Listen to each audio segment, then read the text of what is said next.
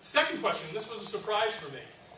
The question was specifically, if you can't measure it, it doesn't matter. To what extent do you strongly disagree or agree with that statement? And again, pretty tight clustering on the right. So there's no one up here today that's defending some kind of, cosmic, advertise for its own sake. I mean, that sort of point of view is not dearly held by anyone anymore. I think there's general consensus that the future of advertising will be largely measurable. Okay? Can I take a contrary view? Please. So if you can't measure it, it doesn't matter, but there are some things you can't measure. Like? Sentiment, or likelihood to take an action that you would say you wouldn't. Right. I might add something. So because you can't measure it doesn't mean the tools to measure some of these things we don't know how to measure yet are not being built by some of the people in this room. And I think that actually is a testament. Some people think it's not measurable, but it actually is if you search deep enough. Other people want to weigh in this. I'll disagree with. I'll usually willingly disagree with anybody. I think that we all know we don't want to waste money, so we want to measure everything. I think one of the biggest challenges, however, as we move from traditional mindset into all this digital stuff, especially social, is we're very narrow and limited on what we think we should measure. We still measure primarily media metrics. We measure traffic, and we measure links, and we measure purchases, and we haven't really got good yet at measuring longer term things, like what is the real value of community? What's the value of being a member of community? What's the value of if I do something that connects you to somebody else, and over time that relationship becomes valuable? We haven't figured that stuff out yet, and I think that's really one of the biggest challenges for all of us, is to determine what it is we should be measuring when all of this stuff changes from outbound to, connective tissue. Because it's about defining how do you measure it? I mean, how do you create it? The word measure is a capital M. We've had, as you said, the old definition of how you measure things is very limited. Right. But if you take the broadest sense of the word of how you measure, the world is wide open. And to your point, it's got to be about longer term. So this is really about how do you link to what the final action is and what the final result is. You want to talk about this more or not? I was going to say, unlike the offline world, people have just come to expect measurement in digital, right? In offline, it's still acceptable to do just branding campaigns, not have a good sense. You try the best you can to link it back to brand affinity, whatever. But in digital, if you can't associate an action, a click, a purchase, a call to it, people don't seem to want to spend money on it. Right, so even on the stuff we agree on. Another important takeaway is for each of these, there are nuances underneath the question, which is largely a very high-level question, so feel free to explore those as we go as well. All right. Conventional advertising is dead. The specific wording of this question was, conventional media advertising is dead. So where do people come out? So on the strongly disagree end, we had Barbara and Raj, and we were still more or less on the same half of things, but Edward and Boris were more neutral. So Barbara, you strongly disagree with that statement. Conventional advertising is not dead. It's alive and well. Why? I personally am really tired of talking about old and new media and advertising. I think that it's all about how you connect with the consumer and ways to get there, and putting that into buckets. We're going to end up being as siloed as everything that we criticize. And I think there's a lot of what is traditionally thought of as conventional advertising. The oldest thing is new again. Out of home was one of those things that, was viewed as old news. Well, that became so digitized and is one of the most interesting forms of interesting channels. So to me, it's sort of the wrong question, and I think we end up getting caught in putting things into that bucket of conventional versus new, and losing sight of talking to the consumer and how you need to reach them. Different from your position, Edward? Yeah, I think it's getting close to dying. I hope it dies, because I think it's really boring. And I don't know anybody who really wants to see or engage with traditional advertising, which basically means I'm going to interrupt your life uninvited with a message that you don't want. And in the past, I could get away with that, and it would turn into sales. And so I define that as conventional, and I think it's very slowly dying. And I think the only reason it hangs on at all is there are marketers and agencies who haven't gotten inventive enough to get rid of it. And I think there's certain aspects of it that will stay alive, which is storytelling will always be important, emotion will be important, brands will be important, but I do think that as we become much more about social, much more about connected to each other, much more about filtering our friends' likes to make decisions about purchases, or wait till we see what Google Plus does with circles, you know, when they bring out branded capabilities. I think all of it's going to change very, very much, because the role of consumer and participant is going to get way more significant than we even imagined so far. You know, just watch how important clout becomes in the next 3 years. Before I jump into it too aggressively, let's define conventional for a second. Right? So billboards, conventional. TV advertising, like where do you draw the line on conventional? Conventional to me isn't necessarily the TV commercial, because you could do a TV commercial that's really interactive and it has really interesting components to it. Conventional, I interpret it as conventional as, okay, I'm a brand, I control the message, I decide when I'm going to put it out there, and I'm using interruptive tactics to try to make you pay attention, you know, to my message. And the simplest thing is I'm going to try to find an editorially compatible environment, like, ooh, I know you watch this show and you are my target audience, so I'll put my ad in that show. So I'm defining that as convention. Yeah, I mean, I define conventional maybe a little bit differently, and it includes billboards and includes different ways of banner advertising, you know, sort of more traditional sort of advertising in general. And my issue with sort of saying that it's dead is that there's obviously multiple ways that you're going to reach people, right? Multiple channels. And what's starting to happen in digital is people are realizing that, okay, mobile isn't, having good measurement on mobile versus online, it's not enough. We need to start bringing that together. You're trying to measure the impact on an individual, and where's your brand going with an individual. And the offline world and every piece of conventional advertising that's still important is all a part of that. You know, that might be too much of a panacea to get to sort of how you're affected, but the closer you get to figuring out how all the different types of touch points with an individual affect you, it's critical to understand how you're going to get somebody to that purchase or to over the line. Edward, do you lump in display advertising with conventional media? Yeah, but you know what? I think that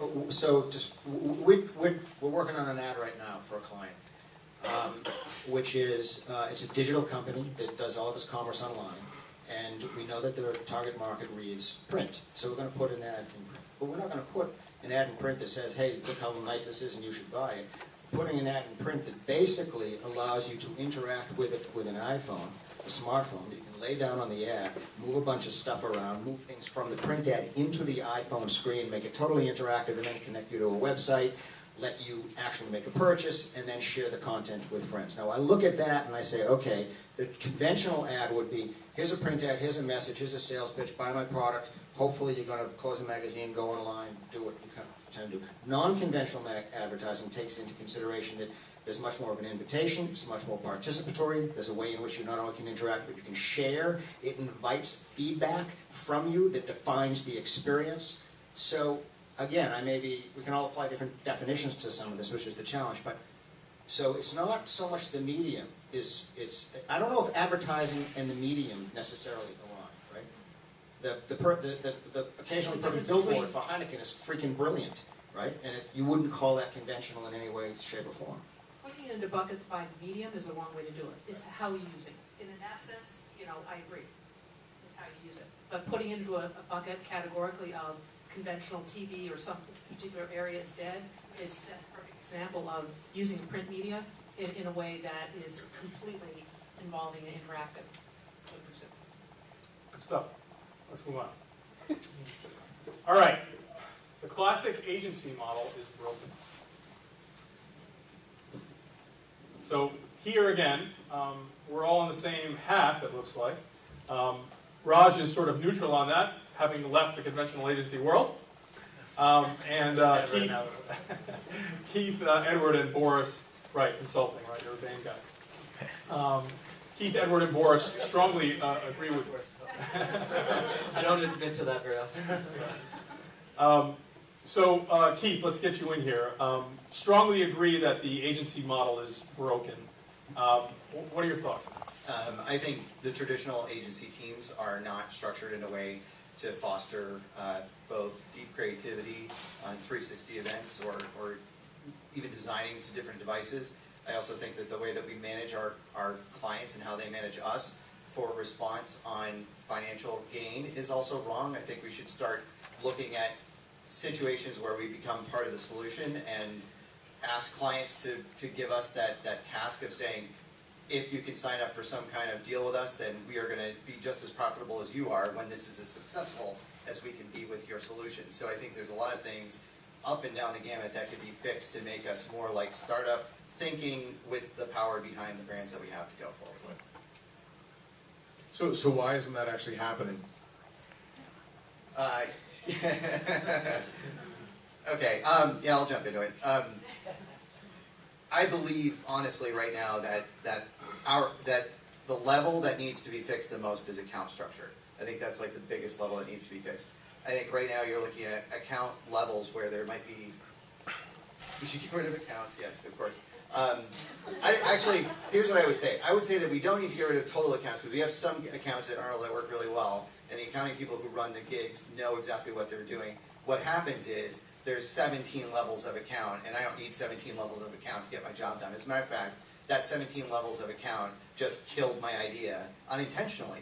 They didn't even mean to do it, but I wasn't in the room, I wasn't included, there's nothing going on innovatively that I can put my hat on, and it's because we had way too many levels. We kill our own ideas. Death by committee happens at very, very critical times in creative moments, and that's when it usually happens, is when you go to the team.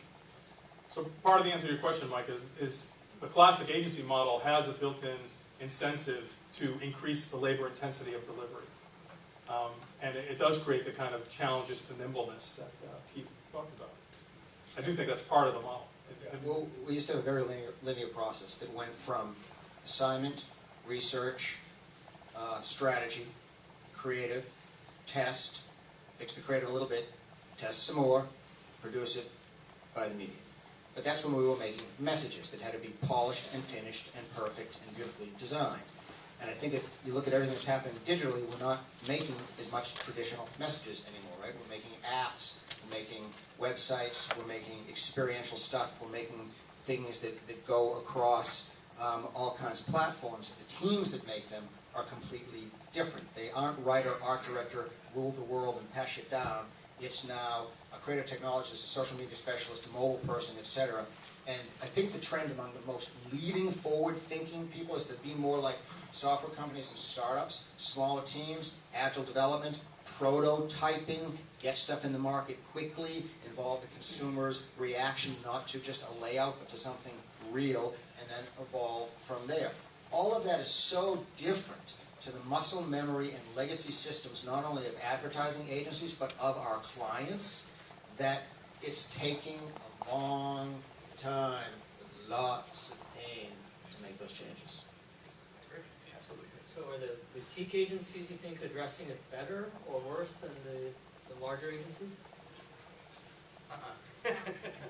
Not necessarily. If you look on the Not website. necessarily, because I think that one of the challenges is that, you know, it's one thing to do it on a small scale, but to do this at scale, I mean, that's how our business is built. You've got to be able to do it at scale. So you may be able to do it in some microcosms of small teams, and new business is a great, you know, incubator for that, where you sort of have the perfect world where everyone comes together, exactly to your point of, small team comes together, quick output, and you get out in the marketplace. But no, I don't think it's necessarily easier, smaller. So, but what is scale? I mean, haven't the scale dynamics sort of changed with all of the internet's sort of pervasiveness and sort of a reduction of production costs, reduction of media costs, planning, et cetera, et cetera? I'm saying scale just in terms of our clients, the organization, that kind of thing. It's not just the scale of the spend. It's more the scale of the organizational structure, the brand structure. So the number of meetings you need to take with a client. Yeah, I mean, one of the big challenges is I think we all have we have legacy clients, existing clients, core pieces of business we have to preserve. So let's say they're in the bottom left hand of this quadrant. And we can grow our business by selling those same services to new clients. We can grow our business by selling new services to existing clients, but that's not necessarily why they came to us. Or we can go up this way to this box, which is new services, new clients. And I think we all know that the future growth and innovation is up in that upper right-hand box. But you can't go there and throw the baby out with the bathwater, right? You've got to continue to serve all of your existing business. So one of the real challenges is the balancing act of, shoot, we have to sort of keep doing some of the stuff the old way, but we have to change at the same time to do it for the way it's going to be 2 or 3, 4 years down. At what point does this hurt the bottom line of the agency? At what point do the technology companies completely avoid going through that channel? So, there's a couple things to answer to that. One is to go back and think about scope and why we're there in the first place. Agencies have always been hired as this consultant to kind of market your stuff better, make you look better, make you feel better, make your customers want you more. And there's no reason that that has to stop. It's changing the model for the customer. You know, if I were to go to, so technology, to answer your question, technology companies going through this process of, they know it's a process, they know it's a long process, and maybe they don't want to go through it. But if they start to see the agency model change, they'll start to realize, oh, I can work better with these people, they're doing it the right way. Now, to just take that one step further with a customer as large as Dell, who's a technology firm, we service them on a small and medium business scale, promotion part. We talk about how changing them would take years, right? But it doesn't have to. If you show them the right model and put the teams in order to service that account in the right format, then they would start to respond back to that format and change their internal structure to work better with you because we're providing great results. Are there teams in your agencies that are doing this? Yes, we actually, just to give you an example on Progressive, we have restructured our entire team to account for the old version of Tribes, which is the new version of innovation. So take a producer, take a developer, take a designer, take a UX person, and take one PM, and put them in the room with a chaperone and say, okay, we're really gonna make this solution work. And it's only you guys, it's hell or high water with you guys to make this work. And that solution, because we're in such tight-knit, intimate, really innovative, really fast-moving groups, that we can get very far ahead and much farther ahead than our competition in the past 6 to 12 months especially. So just to close that out, for folks in the room who are selling through agencies, which is as someone who's been on both sides of that transaction, it's very difficult to do. I tell people all the time that selling through an agency is like playing pool with a rope. Very hard to do. There are opportunities in that new quadrant for people who are enlightened, but it's really challenging because you have to remember you're dealing with people who have to deal with the core of their revenue flowing from one of those other quadrants. That's hard. Well, let's go on to the next one. All right, there is more bullshit than upside in social media. Let's see where they came. Raj agreed with that somewhat. And towards the end was Edward and Barbara and Balls, who strongly disagreed, and Keith was somewhere in the middle. So, Raj, why don't you make your case that there is more bullshit than upside in social media? How many social media consultants are in this room? So I don't know how fast I have to run out the door after this. You know, I think it's that a lot of people are trying to put a lot of effort into social media and doing it in the wrong way, right? So, you know, having a Facebook page is enough. Tweeting a lot is enough. But not really thinking about, well, how are we, you know, what is our goal here? What are we trying to communicate to customers? How are we trying to engage them? I think some of the best examples are just identifying, addressing customer concerns, right? Because you'll hear things, the voice of the customer, in ways that you won't. And I think that's a great way, and be responsive to those people, but recognize that that's a small sliver of the total population. You know, Twitter is not as pervasive in the general population as it is in this room. And so you're not going to get the message out to a vast variety of people. You know, if you're a technology company, like for us, actually, social media is really important because we're selling to developers and other tech-savvy people, and we reach them there. We actually find new customers there. But I think when larger brands and organizations, you know, they don't know how to get in touch with customers, and so, you know, I think the best use of it is focus, figure out what the issues are with customers, and address that group, but don't try to don't think that just sticking up a Facebook page and sending out a lot of tweets is gonna help you in any way. Barbara? I mean, you know, I think in any area that is sort of the shiny thing that everyone's talking about, there's going to be a lot of bullshit. But you know, the reality, I'm amazed at the powerful, groundbreaking, business-breaking programs that are happening in social. So I mean, I think the monetizing it, how you measure and how we define how we measure it, and having a broader view of measuring it, so that we're willing to be accountable.